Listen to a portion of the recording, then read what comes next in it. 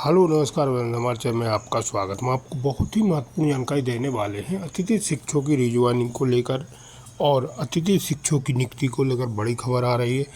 और जहां पद खाली नहीं है वहां पे अतिथि शिक्षकों की नियुक्ति किस आधार पर होगी या वहां पद खुलवाए जाएंगे। जैसे विज्ञान या अदर सब्जेक्ट के जो पद हैं वहाँ खुलवाए जा रहे हैं और अतिथि शिक्षकों की नियुक्ति करवाई जा रही है। और डीपीआई में भी बात की गई है।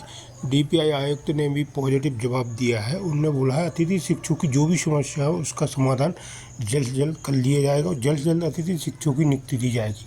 और अतिथि शिक्षक नियमितीकरण की मांग कर रहे हैं कि इनका नियमितीकरण बहुत सुरक्षित किया जाए। हर साल यह प्रक्रिया ना हो 90 कभी हर साल नियम बदलते रहते, कभी 90%, कभी अदर नियम रहते, तो ये नियम बंद करके अतिथि शिक्षकों को स्थायी रोजगार दिया जाए। मैं पूरी विस्तार से जानकारी देने वाला हूँ, लाइव वार्ता भी सुनाने वाला हूँ। क्या कहना है रविकांत गुप्ता जी का अतिथि शिक्षकों की नियुक्ति को लेकर। तो आप वीडियो में बने रहे, वीडियो पूरा देखें। वीडियो अच्छा लगे तो लाइक और चैनल सब्सक्राइब जरूर कर लें इस अपडेट पाने के लिए। करने जा रहे हैं 90% को लेकर। तो जो एक मुद्दा लगभग जो असंवैधानिक और जिसने भी जिसके दिमाग की उपज होगी निश्चित तौर पर वो बिल्कुल ही असंवेदनशील होगा। क्यों? क्योंकि आपको ये पता है कि हमें ना तो कोई सीएल ना कोई अवकाश ना, मैं ये भी मानता हूं कि 100 में से 1-2% लोग होंगे जो बिल्कुल गद्दारी करते होंगे, काम ना करते होंगे। मैं बिल्कुल इस चीज से एग्री करता हूँ कि 1% लोग ऐसे होंगे। और हम तो ये बता दें कि जो नियमित शिक्षक आपके हैं वो भी, हम तो अगर 1% होगा तो 20% होंगे, लेकिन फिर भी हम ईमानदारी से काम करते हैं जितने भी स्कूल जाते हैं। और आपने जो 90% का हमारे ऊपर थोपा है, निश्चित तौर पर ये बहुत ही गलत किया है। फिर भी लगभग 12,000 लोगों का समस्या थी 90% की, जिसमें से लगभग 6 से 7,000 लोगों का की समस्या सॉल्व हो चुकी है। लगभग 3 से 4,000 लोग बचे हुए हैं। उसमें से बहुत सारे लोगों की समस्या है कि डीओ ने अमान्य कर दिया। लगभग 1,000 से अधिक लोगों की संख्या जो है जो अमान्य कर दी गई है। साथ में 75% से कम वाले जो हैं उनको डीपीआई वाले जो है उनको मान्य नहीं कर रहे हैं। अब आपको अपना परसेंटेज कैसे निकालना है पहले समझ लीजिए। आप लोगों को जिस दिन से आपकी ज्वाइनिंग हुई है, जुलाई अगस्त को छोड़ के, ध्यान रखें आप लोगों को निकालना कैसे है। आप जुलाई और अगस्त को छोड़ दीजिए। जिसकी ज्वाइनिंग सितंबर से हुई है या अक्टूबर से हुई, नवंबर से हुई, तो वो जिस दिनांक से ज्वाइनिंग हुई है उस दिनांक से काउंट करेंगे। और जिनकी ज्वाइनिंग जुलाई अगस्त में हो गई है वो 1 सितंबर से लेकर के 30 अप्रैल तक का अपना जो पेमेंट हुई है या अनुभव प्रमाण पत्र आपके बन चुके हैं मार्च तक, उसमें देख करके अपना परसेंटेज निकाल सकते हैं।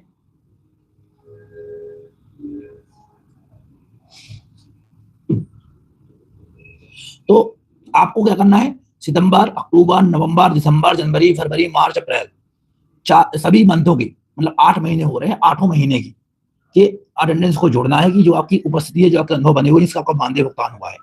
टोटल सितंबर 2025 से अप्रैल 2026 तक 242 कार्य दिवस या 247 कार्य दिवस हो रहे हैं। आपने जितने दिन काम किया है उतने दिन में 242 का से डिवाइड कर दीजिए और उसमें 100 से गुणा कर दीजिए। आपका परसेंटेज निकल आएगा कि आपने कितने परसेंट स्कूल गए हैं। तो मैं कंफर्म कर दूंगी जिसकी 75 से कम परसेंट से कम अटेंडेंस है उनको डीपीआई निराकृत नहीं कर रही है, उनको रोक रही है, जो पूर्णतः गलत है, निश्चित तौर पे गलत है। इसमें कोई शक की बात नहीं है कि भाई जरूरी थोड़ी है कि 75% आप अटेंडेंस कम कर रहे हो, किसी को माध्यम तक पास ले लिया किसी ने।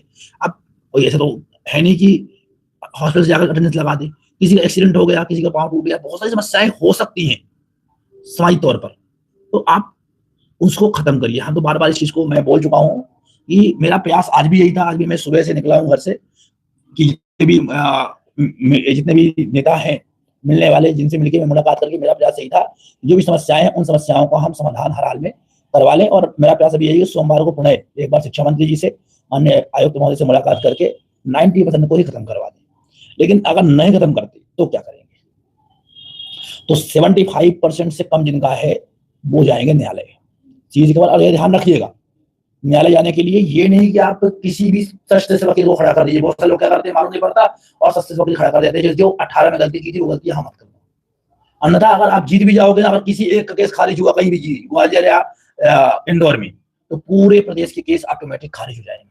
इसलिए सब लोग जबलपुर के जो मेन बेंच है हाई कोर्ट के, सब लोग वहीं अपील करेंगे जिनका भी 90% से कम करके और ज्वाइनिंग दे रहे हैं। 22 तारीख तक की डेट दी है हमने, 22 तारीख तक हम सभी का समस्या समाधान कर देंगे। इसके बाद पूरे ओपन पदों पर भर्ती करवाएंगे। अभी ये कंफर्म नहीं है कि 22 तारीख करेंगे, कि अगर नहीं कर पाए तो इनको दोबारा पद दोबारा डेट बढ़ानी पड़ेगी और इसके बाद ही सेकंड चॉइस फिलिंग हो पाएगी। जो अभी चॉइस फिलिंग हो भी रही है, मैंने बता चुका हूँ आप लोगों को कि केवल ओपन जो जिस पद पर पिछले वर्ष किसी ने काम नहीं किया था, केवल उन्हीं पदों पर चॉइस फिलिंग हो रही है।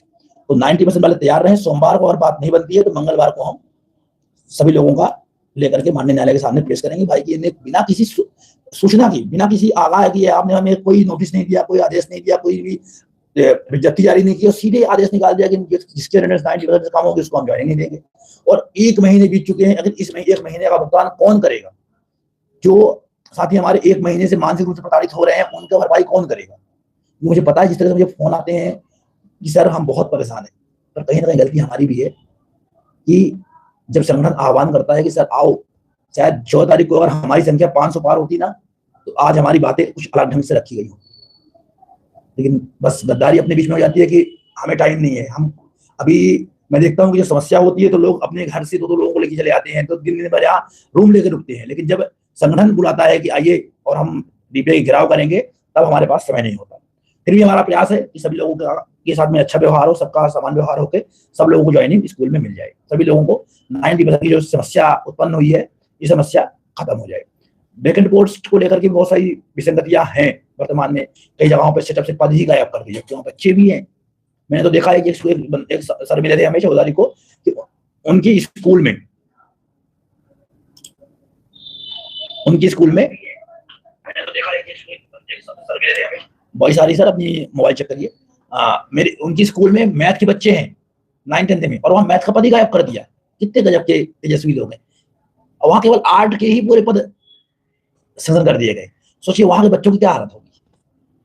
मतलब ये हालात है कि इनको बच्चों से मतलब नहीं है, इनको बस अपनी तानाशाही को पूर्ण होने से मतलब है। मुझे भी बोला गया तुम बहुत वीडियो बनाते हो, तुम्हारी पूरी वीडियो हम ट्रैक कर रहे हैं, तुम क्या बोलते हो, हम पूरी बातें सुनते हैं। ठीक, अच्छी बात सुनिए सर, हमें कोई दिक्कत नहीं।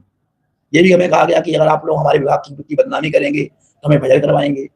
जो हमारे विभाग के बारे में लिखेगा, जो हमारा विरोध करेगा, उसको हम सस्पेंड कर देंगे, उसको हम स्कूल में काम करने देंगे।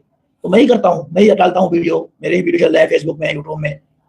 और तो अगर मेरे कुर्बानी देने से चीजें हो सकती हैं तो बिल्कुल मुझे कोई दिक्कत नहीं, मैं नहीं करूंगा ज्वाइन। पर जो ये समस्याएं, जो रायता फैला के रखा हुआ है पूरे प्रदेश में आज 1 महीने से, उसको हमें आप बर्खास्त कर दो, हमारे पर एफआईआर करा दो, कोई दिक्कत नहीं। कहीं भी तो कोई न्यायालय होगी जो हमें छोड़ेगी, कोई बरी करेगी। तो जितने भी 90% वाले हमारे साथी हैं, टेंशन मत लीजिए, जितना हमारे से हो सक रहा है, लगभग जितने लोगों को आता जा रहा है, एक साइड से हम आपने जीओ से भिजवाया है वो तो है ही, और हम अपनी ओर से भी प्रयास करते हैं कि आप लोगों की समस्याओं का समाधान हो जाए। जिनकी भी 75% से कम रिजल्ट है, अटेंडेंस है, वो लोग जरूर अपना आकलन कर लें। इसे मैंने बताया है आप लोगों को कि सितंबर से अप्रैल तक की अटेंडेंस को जांच लें, जिससे आपको कंफर्म हो जाए कि आपकी कितने % अटेंडेंस हो रही है। तो 90% वाले जितने भी, और जिनके डीओ ने भेज दिया है पर अभी हो नहीं पाया है, वो अपनी जानकारी निश्चित एक फॉर्मेट में ध्यान रखें।